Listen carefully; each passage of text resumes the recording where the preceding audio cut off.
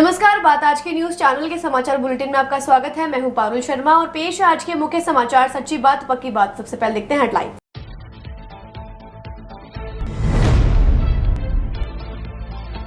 Chandrayaan 3 launch होने पर अजमेर में प्रसन्नता की लहर। अंतरिक्ष में भारत ने रचा इतिहास।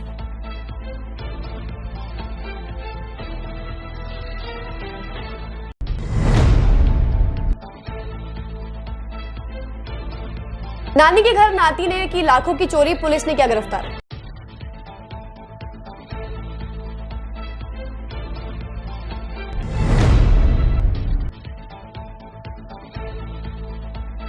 एक भाई किसानों से करोड़ों रुपए लेकर हुआ फरार और दूसरे भाई को पब्लिक ने पीटा। मारपीट से परेशान होकर दूसरे ने की आत्महत्या की कोशिश।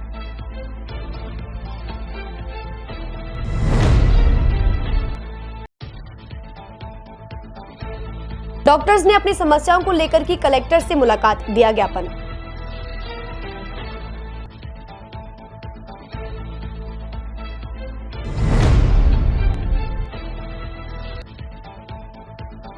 नाबालिग लड़की को युवक के साथ होटल में पकड़ा। पब्लिक ने दोनों को पहुंचाया दरगाह थाने में।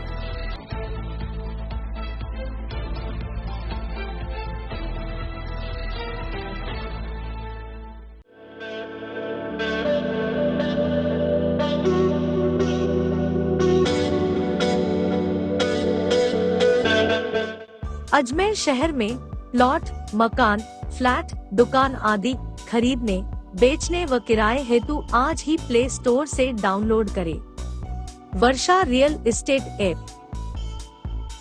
वर्षा real estate, a unit of Varsha group, lets you live better.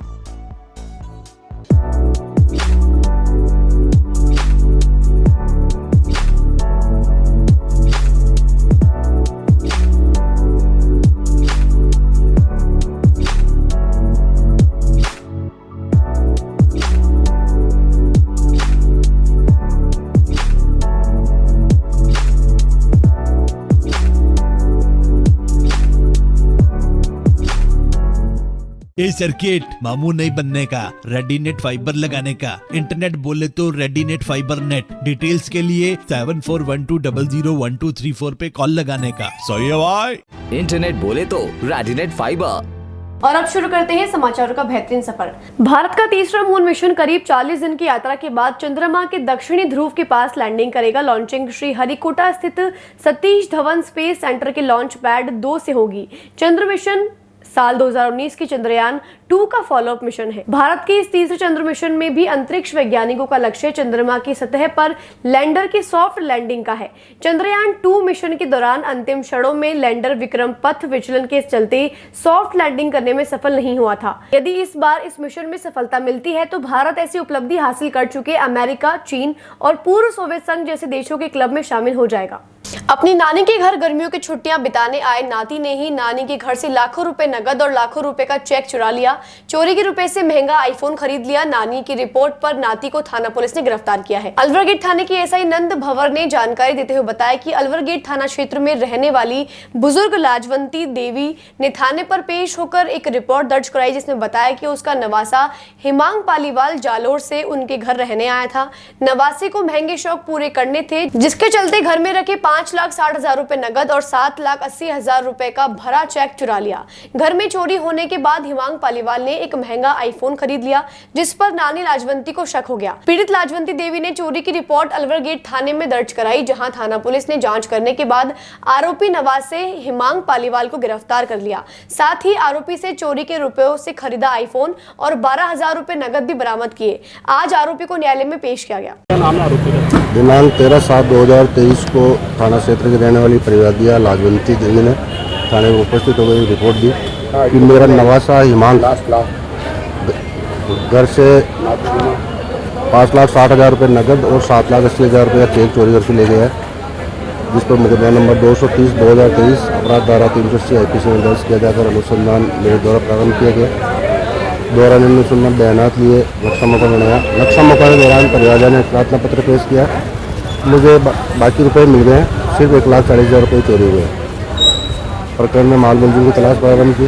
दौरान तलाश मुखबिर की इत्तला पर मुलजिम हिमांग पालीवाल पुत्र नीलेश पालीवाल निवासी राम सिंह पुलिस थाना भीमराल जिला जालोर को दस्तयाब किया जाकर पूछताछ की। मुलजिम के कब्जे से चोरी गई रुपये से खरीदा गया एक मोबाइल आईफोन और 12,000 रुपये नकद जरिए पर जब्त किए गए। बाद अनुसंधान 15 दिन जैसी रिमांड के लिए न्यायालय में पेश किया जा रहा है। धारा 380 IPC में राजस्थान बीज भंडार में कार्यरत मुकेश सैनी नाम के व्यक्ति ने किसानों से करोड़ों रुपए लेकर अजमेर शहर से फरार हो गया। इस बात से नाराज किसानों ने उसके भाई से रुपए मांगने के दौरान मारपीट की। मारपीट से परेशान विकलांग भाई ने जहरीला पदार्थ पीकर आत्महत्या का प्रयास किया। राजस्थान बीज भंडार में काम करने वाले मुकेश सैनी ने बताया कि वह निजी काम भी करता है। निजी काम के दौरान उसने सरसों चने के महंगे बीज बेचने के नाम पर किसानों के करीब 30 करोड़ रुपए ले लिए। जब किसानों को मुकेश सैनी ने बीज और रुपए वापस नहीं लौटाए, उसके बाद नाराज किसानों ने मुकेश सैनी के घर और दुकान पर जाकर हंगामा किया। किसानों ने मुकेश सैनी के भाई संजय सैनी के साथ भी मारपीट कर डाली। इस बात से दहशत में आए संजय सैनी ने जहरीला पदार्थ पी लिया, जिससे उसकी तबीयत खराब हो गई। इस हादसे के बाद पीड़ित संजय सैनी को परिजनों ने जेल अस्पताल में भर्ती कराया। वहीं अलवर थाना पुलिस और रामगंज थाना पुलिस मामले की जांच कर रही है।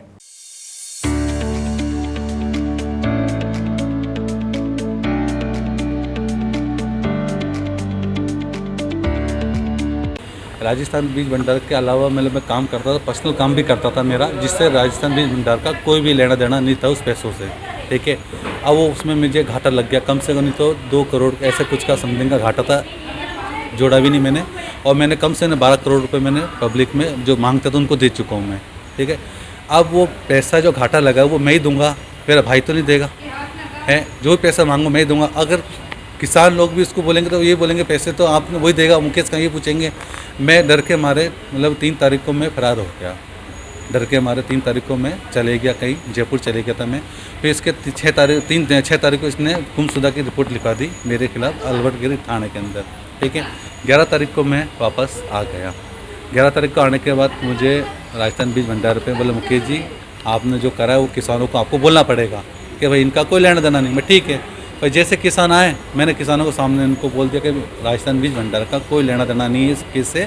जो भी पैसा है वो मैंने ले रखा है और किसी ने ले रखा। अब इनको 3 तारीख से मार पिटाई करते हैं। 3 तारीख से घर पे आते हैं, घर पे मार पिटाई करते हैं। ठीक है, पहले पैसा कहाँ है पैसा। अब इसका क्या रोल है, इसको मालूम ही नहीं है तो इसका क्या रोल है। इसका नाम विकलांग है, संजय सैनी नाम है इसका। मेरा बड़ा भाई है, गुलाबपाड़ी में रहता है, स्पॉन्ड स्कूल के पास में, शारदा डेयरी के पास में, ब्लैक रंग का गेट है। स्थिति बहुत ख़राब है इनकी।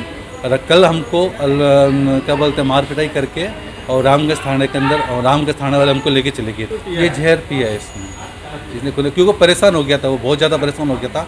क्योंकि डेली का डेली मार पिटाई करो किसी के सामने तो कितना सहन करेगा। जब नहीं थाने पर कुछ सूचना, थाने पर सूचना जब भी गए थे तो डरा दिया कि थाने में हमारी पहचान है, बोले अगर थाने चलेगी तुम तो काट के फेंक देंगे तुमको, अलवर गेट लगता है। अजमेर के चिकित्सकों ने आज जिला कलेक्टर भारती दीक्षित को ज्ञापन सौंपकर शिक्षकों के साथ हो रही मारपीट, दुर्व्यवहार और उनकी विभिन्न मांगों को लेकर ज्ञापन सौंपा। अजमेर पुलिस लाइन डिस्पेंसरी प्रभारी डॉक्टर ज्योत्सना रंगा के साथ आज अलग अलग सरकारी डिस्पेंसरी के चिकित्सक कलेक्ट्रेट कार्यालय पहुंचे और उन्होंने अपनी विभिन्न मांगों को लेकर जिला कलेक्टर से निष्पक्ष जांच करने की मांग की। चिकित्सकों की मांग है कि पूर्व में भी राज्य सरकार को कई बार आंदोलन करके उनकी विभिन्न मांगों के निस्तारण के लिए अवगत कराया गया, मगर कोई कार्यवाही नहीं हुई। आज फिर से चिकित्सकों ने अपनी मांग को लेकर ज्ञापन सौंपा। मांगे नहीं, हमारी जो डॉक्टर्स की हमेशा से समस्याएं होती है जो हमें राज्य सरकार तक पहुंचानी है वो कलेक्टर के माध्यम से ही पहुंचाई जाती है।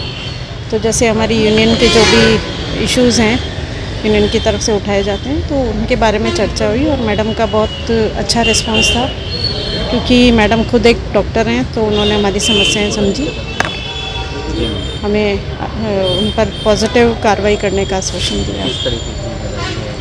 वही जैसे ड्यूटी पे जो हमारे साथ हिंसा वगैरह होती है करती है और कैडर बनवाना करना, यही सारा जो हमारे स्टेट लेवल से डिमांड्स चली आ रही है उसी का एक बार वो था, रिप्रेजेंटेशन देना था मैडम को।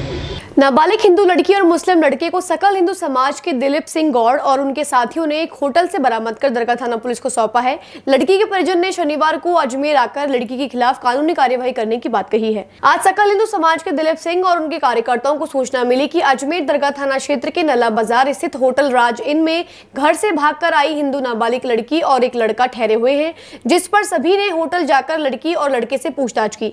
पूछताछ करने के बाद दोनों ही संतोषजनक जवाब नहीं दे सके। इस पर सकल हिंदू समाज के कार्यकर्ताओं ने दोनों को दरगाह थाना पुलिस को सुपुर्द कर दिया है।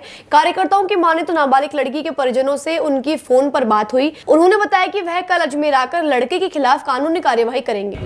आज सुबह टेलीफोन के माध्यम से कार्यकर्ताओं से सूचना मिली कि एक हिंदू नाबालिग युवती एक मुस्लिम युवक के साथ अजमेर की नला बाजार स्थित होटल राज इन के अंदर कमरा नंबर 205 में ठहरे हैं। सुबह 5:30 बजे इन्होंने चेक इन किया था।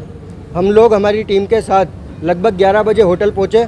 यहाँ पर हमने जब तफ्तीश की तो ये घटना सत्य पाई गई। हमने दरगाह थाना से कोई इंतला करी और पुलिस वाले वहाँ पर आए और लड़की और लड़के को सुपुर्द किया। लड़की 16 साल की नाबालिग युवती है। हमने शिकायत दी है, लव जिहाद का हमें इस पर डाउट है। और लड़के के पिताजी से हमारी टेलीफोन के माध्यम लड़की के पिताजी से हमारी टेलीफोन के माध्यम से बात हुई तो उन्होंने ऐसा हमारे को बताया कि लड़की अपनी स्कूल की कुछ लड़कियों के साथ घूमने के लिए अजमेर आई थी। उन्हें इस बारे में कोई जानकारी नहीं है। तो हमें धर्म ऐसे बहला फुसलाकर और भगाने को लेकर इस पर डाउट है। लड़की के पिताजी का ऐसा कहना है कि वो कल अजमेर आएंगे और लड़के पर पोस्को में मामला दर्ज करें। समाचारों को देते हैं छोटा सा विराम। जल्द ही मिलते हैं खबरों के नए सफर पर।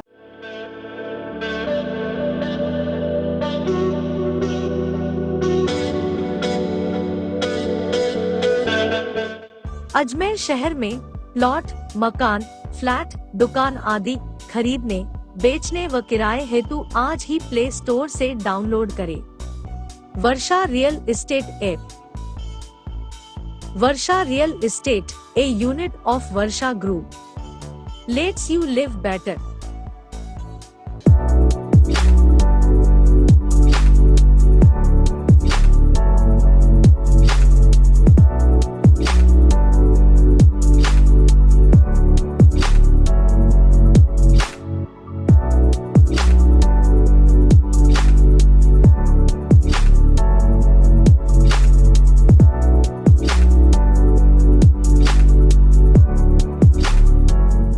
ए सर्किट मामू नहीं बनने का, रेडीनेट फाइबर लगाने का। इंटरनेट बोले तो रेडीनेट फाइबर नेट। डिटेल्स के लिए 7412001234 पे कॉल लगाने का। सही है भाई।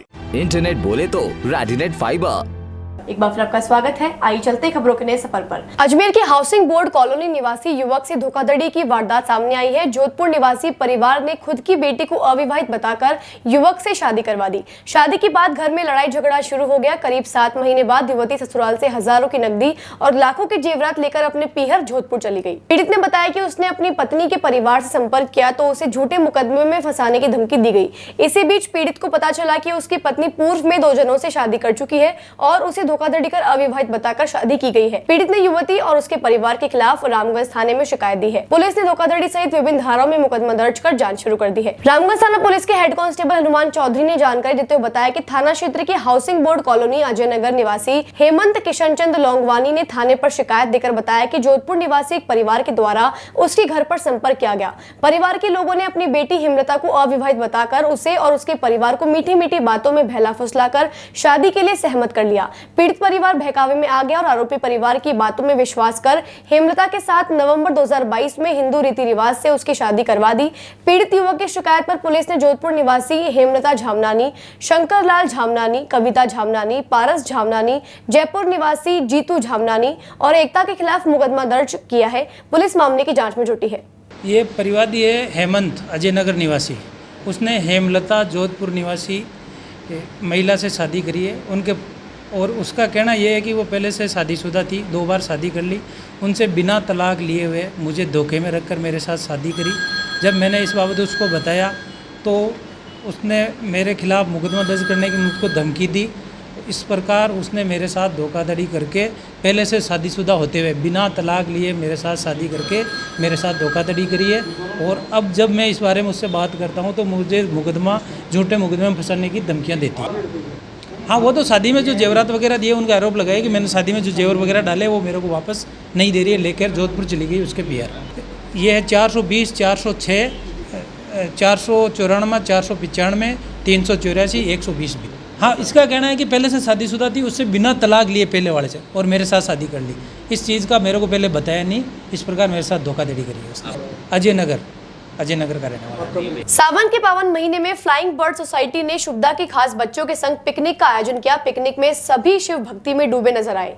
संस्था की संस्थापिका अंबिका हेड़ा ने बताया कि प्रत्येक वर्ष सावन में खास बच्चों के लिए संस्था सदस्यों द्वारा पिकनिक का आयोजन किया जाता है। इस वर्ष शुभदा के खास बच्चों, उनके गुरु, सेवा कार्य में लगे सभी सहकर्मियों को आमंत्रित किया गया। सावन शिव जी की आराधना का महीना है, इसलिए आज के कार्यक्रम में शिव जी के श्लोक, शिव जी के गानों को कार्यक्रम का मुख्य आधार रखा गया। अध्यक्ष अंजू जाजू ने बताया कि आज बच्चों के लिए विभिन्न खेलों, मटकी सजाओ, माला बनाओ, लिफाफे सजाओ आदि का आयोजन किया गया। संस्था सदस्यों ने बच्चों के साथ मिलकर सभी खेलों का आनंद लिया। उपाध्यक्ष मोना बाकलीवाल ने बताया कि सभी खास बच्चे शिव पार्वती की पोशाक में सजे धजे नजर आए। बच्चों ने सभी का मन मोह लिया जब वे संस्था सदस्यों के साथ हाथ थाम शिव जी के रंगों में रंग शिव तांडव स्त्रोत के बोलों पर रैंप पर आए। बच्चों के खूबसूरत गाने और नृत्य देख सभी संस्था सदस्य झूम उठे। अंजू सोनी ने बताया कि आज संस्था की ओर से शुभदा को 32 इंच का smart television, Bluetooth speaker with mic उपहार स्वरूप दिया गया, जो बच्चों की शिक्षा में उपयोग किया जाएगा। कार्यक्रम का संचालन पूर्णिमा मालू द्वारा किया गया। मनीषा नवाल, शिल्पा डागा, सुमन भाटी, दीपा हेड़ा, नमिता खंडेलवाल, रेखा खंडेलवाल, सोनू लाखोटिया, मिली बाहिती, सीमा माहेश्वरी, उषा एरन, संगीता सोमानी, मंजना नवाल का सराहनीय योगदान रहा। आज सावन का महीना है, उसी के उपलक्ष्य में हमेशा फ्लाइंग बर्ड सोसाइटी एक पिकनिक अरेंज करता है। तो उसके लिए हमने आज शुभदा के जो स्पेशल बच्चे हैं, खास बच्चे हैं, उन बच्चों को आज हमने बुलाया है, क्योंकि हमारा एक मकसद है कि हम हमारे लिए नहीं, हम बच्चों के लिए भी काम करते हैं जिनको ज़रूरत है। तो हम उन्हीं के साथ हमेशा हमारी पिकनिक मनाते हैं। तो आज शुभदा के बच्चे आए हैं, उनने बहुत ही सुंदर शिव जी का आज हमने रैंप वॉक करवाया अभी यहाँ पर। तो उनने बच्चों ने, किसी ने शिव जी का रूप लिया हुआ है, किसी ने गणेश जी का रूप लिया हुआ है, कोई पार्वती जी बन के आया है। इतना मनमोहक दृश्य था, ऐसा लग रहा था हम शिव की महिमा में, शिव की नगरी में ही आ गए हैं। बहुत ही अच्छा लगा। उसके अलावा बच्चों के डांस हैं, बच्चे डांस भी प्रिपेयर करके आए हैं। यहाँ पे अभी गेम्स, हमारे जो मेंबर्स हैं वो उनके साथ मिलके गेम भी खेलने वाले हैं। उनके साथ छोटी छोटी चीज़ें करेंगे, जैसे पॉट मेकिंग हुआ, बीड्स, माला बनाना हुआ, क्योंकि हमें उन बच्चों को प्रोत्साहित करना है कि हाँ वो कर रहे हैं और वो कर सकते हैं। तो उसी के लिए हमारे मेंबर्स उनके साथ मिलकर करेंगे, एनवेलप बनाएंगे अलग अलग तरह के। उसके बाद इनके लिए फूड्स की व्यवस्था करी गई है, खाना, सारी चीज़ें यहाँ पे उनके लिए व्यवस्था की गई है, डांस, नाचना, डेकोरेशन, सब कुछ, कि उन्हें एक लगे कि एक अलग माहौल में आए हैं और बहुत सुंदर तरीके से उनके लिए फ्लाइंग बर्ड्स कार्य कर रहे हैं। नसीराबाद के श्रीनगर रोड स्थित ईदगाह में वली मोहम्मद फाउंडेशन नसीराबाद द्वारा मुस्लिम समाज का द्वितीय सामूहिक विवाह सम्मेलन संपन्न हुआ, जहाँ सम्मेलन में नसीराबाद शहर सहित प्रदेश भर के विभिन्न स्थानों से आए मुस्लिम समाज के 21 जोड़ों का मौलवी ने निकाह कराया। इस मौके पर जानकारी देते हुए वली मोहम्मद फाउंडेशन के अध्यक्ष व संरक्षक मेहराजुद्दीन खान ने बताया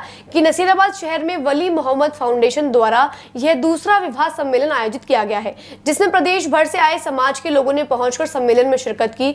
वहीं दूसरी ओर जानकारी देते हुए कमेटी के संयोजक एडवोकेट नवाब कुरैशी ने बताया कि कमेटी द्वारा समय समय पर समाज के लिए कमेटी द्वारा सामाजिक कार्य कराए जाते हैं, जैसे गरीब तबके के लोगों के बच्चों का विवाह करवाना सहित और भी सामाजिक कार्य किए जाते हैं, जहां मुस्लिम समाज के लोगों ने कमेटी का आभार व्यक्त करते हुए धन्यवाद दिया। और इसमें भी 22 जोड़ों की शादी कराई जा रही है और ये सारा सब कुछ पूरा फाइनेंशियल जितना कुछ भी है वली मोहम्मद फाउंडेशन की जेब से हो रहा है। वली मोहम्मद फाउंडेशन इसका A to Z खर्चा, वन मैन आर्मी सिर्फ एक ही शख्स की तरफ से है। हम दुआ करते हैं कि ऐसे लोगों को अल्लाह और मुल्क में खिदमत करने का और जज्बा दे।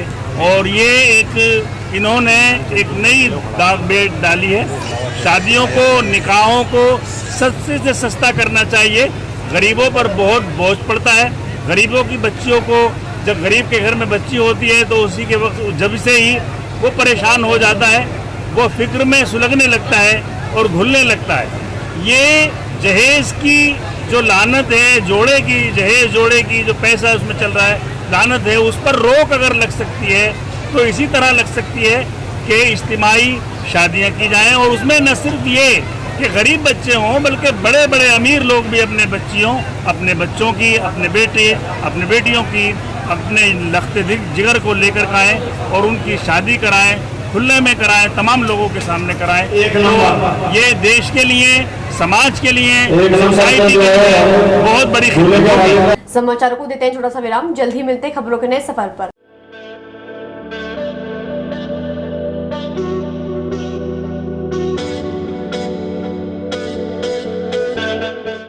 अजमेर शहर में प्लॉट, मकान, फ्लैट, दुकान आदि खरीदने, बेचने व किराए हेतु आज ही प्ले स्टोर से डाउनलोड करें Varsha real estate app. Varsha real estate, a unit of Varsha Group. Let's you live better.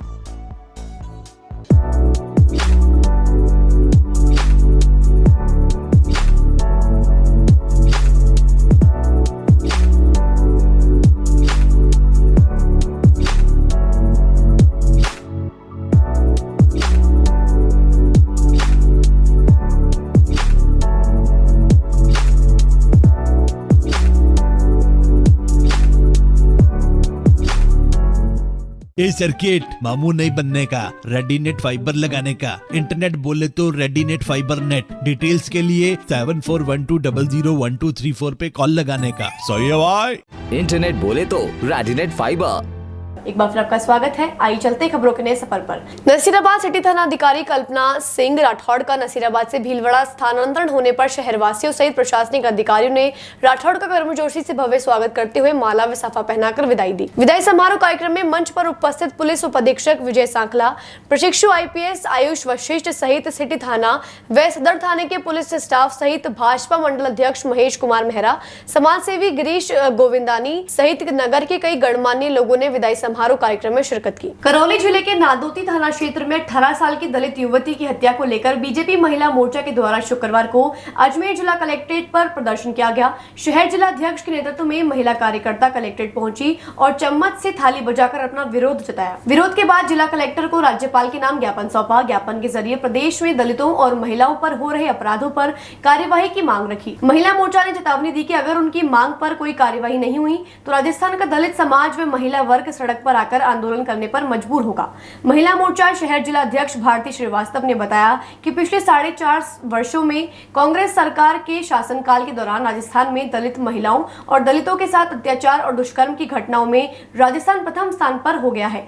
थाना गाजी सामूहिक बलात्कार जैसी घटनाएं घटी हैं। करौली जिले के हिंडौन कस्बे में दलित समाज की 18 वर्षीय बेटी के साथ गैंगरेप के बाद तेजाब से जलाकर गोली मारकर लाश को कुएं में डालने का जघन्य अपराध हुआ है। भरतपुर जिले के रूपवास तहसील की गांव नौहरदा में नंगू वाल्मीकि की 13 जुलाई की रात को सोते समय धारदार हथियार से हत्या कर दी गई। उन्होंने बताया कि कांग्रेस शासनकाल के दौरान दलितों की बहन बेटियों पर हो रहे अपराधों के मामलों व करौली की घटना से अनुसूचित जाति समाज में रोष व्याप्त हो गया है। प्रदेश की कानून व्यवस्था और राजस्थान सरकार से विश्वास खत्म हो गया है।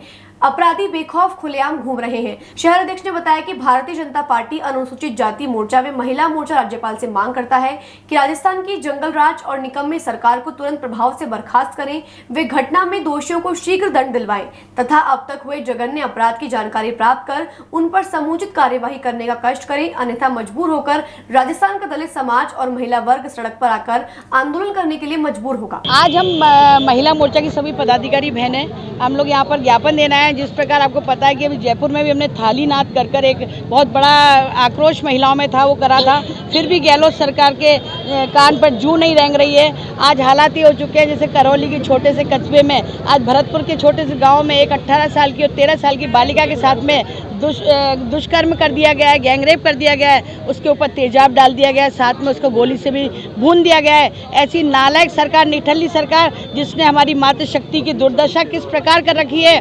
मैं कहना चाहूँगी गहलोत सरकार से, कांग्रेस सरकार से कि एक तरफ तो हमारे मोदी जी, भारतीय जनता पार्टी की जो बहनें हैं, हम लोग सब मिलकर महिलाओं की सुरक्षा कर रहे हैं, उनको अच्छी अच्छी योजनाएं देकर उनको घर घर तक घर बैठे लाभ पहुंचा रहे हैं, और एक तरफ ही कांग्रेस सरकार ने मातृशक्ति की इस तरह दुर्दशा कर रखी है। थाने चौकी पे भी अगर हमारी महिलाएं जाती हैं तो उनके साथ दुष्कर्म उनके द्वारा भी हो दिया जाता है, क्योंकि आपके पत्रकारों के द्वारा ही सबको पता चलता है कि वास्तव में आज थानों में भी महिलाएं सुरक्षित नहीं है। ये रक्षक होकर ये भक्षक बनी हुई सरकार है। ऐसी सरकार को हमें उखाड़ कर फेंकने का समय आ चुका है। और मैं मातृशक्ति से भी कहना चाहूँगी, आप लोग भी अब अपने अपने घर से निकलिए, इस सरकार को उखाड़ कर फेंकना है। राजस्थान में जिस तरह रेपिस्तान बना रखा है, मेरी महिलाएं कहीं भी मातृशक्ति सुरक्षित नहीं है। दलित बहनों के साथ में भी छोटी छोटी बालिकाओं को नहीं छोड़ा जा रहा है, चाहे जयपुर ले लें, नागौर ले लें, जोधपुर ले लें, और गृह मंत्रालय अपने हाथ में है। और ये आप जो भी प्रशासन है वो किसी प्रकार की सुनवाई नहीं करता है। ऐसी सरकार को हमें उखाड़ कर फेंकना होगा। हमारे ऐसे प्रदर्शन रोज होते रहते हैं, क्योंकि राजस्थान में आज कांग्रेस की सरकार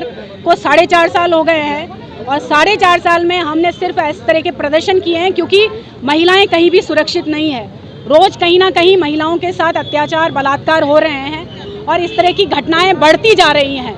मुझे शर्म आती है कहते हुए कि गहलोत जी जब सत्ता में आए थे तो उन्होंने ये वादा किया था कि हम महिलाओं के सशक्तिकरण के लिए, उनकी सुरक्षाओं के लिए काम करेंगे, लेकिन उनकी सुरक्षाएं मुझे कहीं नज़र नहीं आ रही है। और जिस तरीके से आज पूरे राजस्थान में हर प्रतिदिन 97 घटनाएं महिलाओं के साथ इस तरह की होती हैं, हर 2 घंटे में नाबालिग बच्चियों का अपहरण होता है और इस तरह की घटनाएं बढ़ती जा रही हैं।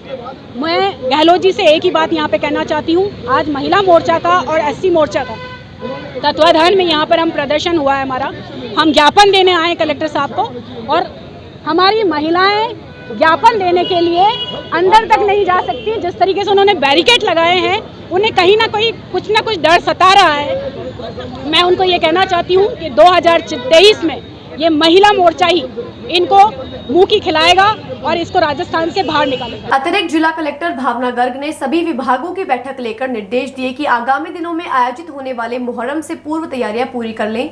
पानी, बिजली, सफाई, सड़क सुरक्षा एवं अन्य व्यवस्थाएं चाक चौबंद की जाएं। एडीएम सिटी भावना गर्ग ने बताया कि आगामी दिनों में जिला स्तरीय अधिकारियों का दौरा कर व्यवस्थाओं की समीक्षा की जाएगी। पुलिस भी 24 घंटे मुस्तैद रहकर सुरक्षा एवं अन्य व्यवस्थाओं पर नजर रखेगी। बैठक में मुहर्रम की तैयारियों पर पूर्व आयोजित बैठकों के निर्देशों पर की गई प्रगति की समीक्षा की। उन्होंने अजमेर विकास प्राधिकरण एवं नगर निगम को निर्देश दिए कि कायड़ विश्राम स्थली एवं दरगाह क्षेत्र में सफाई एवं अन्य व्यवस्थाएं सुनिश्चित करें। चांद रात से ही चौकी धुलाई, ताजिया जुलूस, फरीद बाबा का चिल्ला खुलने, अलम का जुलूस, हाइदोस एवं बयान शहादत जैसे कार्यक्रम में भी विभाग अपने से संबंधित कार्यवाही को पूरी गंभीरता से अमल में लाएं। उन्होंने मेला क्षेत्र में प्रशासनिक कैंप और नियंत्रण कक्ष स्थापित कर व्यवस्थाओं को नियंत्रित करने के निर्देश दिए। अजमेर विकास प्राधिकरण व नगर निगम को सीवर लाइन सफाई, बेसहारा पशुओं की रोकथाम, बैरिकेटिंग, सफाई एवं निर्माण कार्यों पर रोकथाम के निर्देश दिए। दुकान से बाहर भट्टियां तथा अन्य सामग्री रखने वालों को समझाइश की जाएगी। मुहर्रम जो आने वाला है और मिनी उर्स आने वाला है, उस संबंध में हम लगातार जिला कलेक्टर महोदया और एज मेला मजिस्ट्रेट मेरे द्वारा लगातार मीटिंग और विजिट्स की जा रही हैं। उसी क्रम में आज हम विभिन्न विभागों की मीटिंग यहाँ पे कर रहे हैं और उनसे हम अनुपालना रिपोर्ट ले रहे हैं कि जो जो कार्य डिस्कस किए गए थे, जो जो फील्ड में प्रॉब्लम है ताज़िए के रूट में और पूरे मुहर्रम के उर्स के लिए, तो वो काम हुए हैं या नहीं। तो हमने फ़ोटोज़ भी मंगवाई हैं और ये देखा जा रहा है कि लगभग सभी कार्य हो चुके हैं और कुछ प्रोग्रेस में हैं। कायड़ के अंदर भी एडीए द्वारा व्यवस्थाएँ की जा रही हैं, पूरे टेंट की व्यवस्था की जा रही है। तो इसमें लगभग बहुत बड़ा जो है 75 बाई 100 फीट लंबा वाटरप्रूफ टेंट जो है कायड़ में बनाया जा रहा है, जहाँ पे करीब 50,000 ज़ायरीन इस बार आने की उम्मीद है। तो हम पूरी कोशिश कर रहे हैं विभिन्न विभागों से कोऑर्डिनेट करके जो भी व्यवस्थाएं जिन डिपार्टमेंट्स को करनी है वो टाइमली हो जाएं, जैसे पीने के पानी की सप्लाई हो या साफ़ सफाई हो दरगाह एरिया में, या फिर गड्ढे या फेरो कवर्स ठीक करवाने हो, या तारों को प्रॉपर मेंटेन करना हो, ट्रांसफार्मर्स की मेंटेनेंस और जो भी लटक रहे हैं तो उनको हम ठीक करवा रहे हैं, जिससे कि ताज़िए के रूट में कोई दिक्कत ना आए और ताज़िए आराम से निकल सके। आज के समाचार बुलेटिन में बस इतना ही। कल फिर होगी आपसे मुलाकात, तब तक के लिए लीजिए इजाजत। नमस्कार।